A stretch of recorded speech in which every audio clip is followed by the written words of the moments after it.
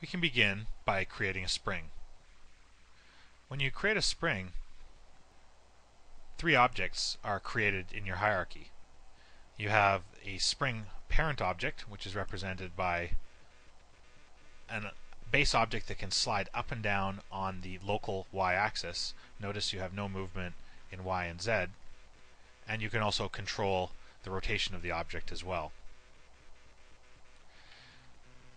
A spring object is parented to it that has a little bit of an offset, and we have a wind vector.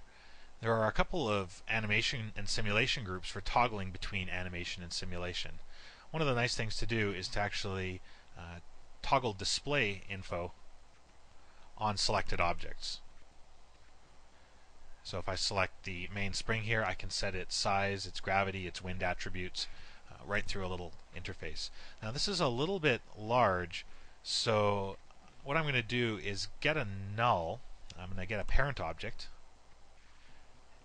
and make this the parent. So I really don't want to be scaling the spring system, so I'll be scaling this null instead. So we'll call this the tree root.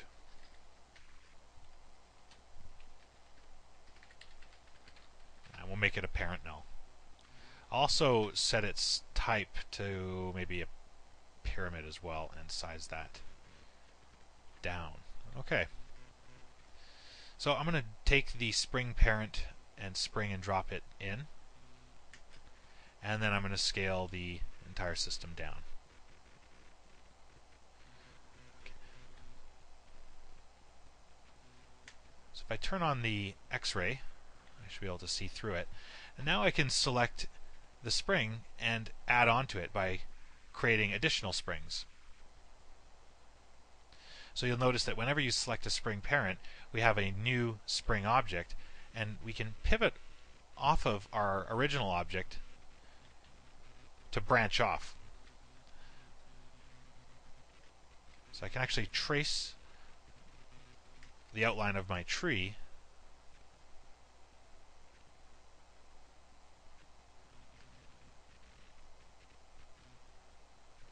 fairly precisely.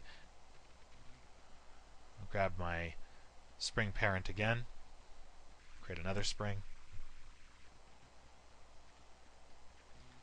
and rotate up through the tree until I've more or less described the form.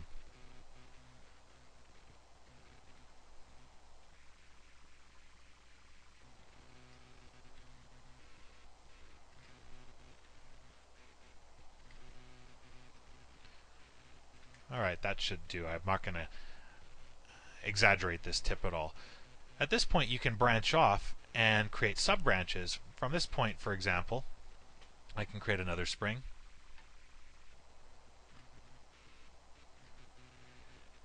And branch off from there.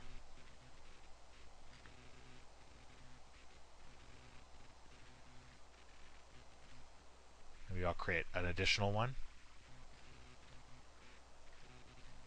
And just approximate it. And do another one here as well. Create a spring for the lower portion of the trunk. This one over here. And we'll create a few more.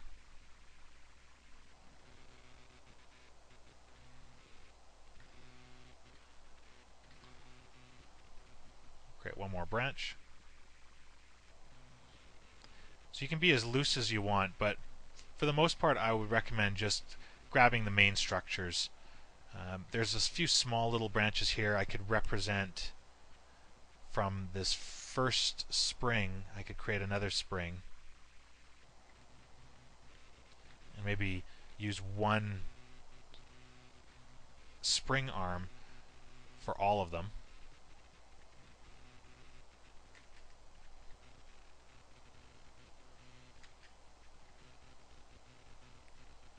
And maybe one additional spring at this point.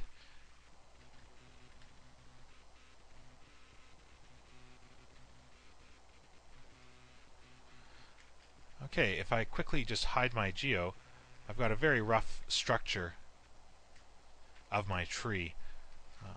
Looks like I can add one more here. So I'll select the base spring, create one additional spring.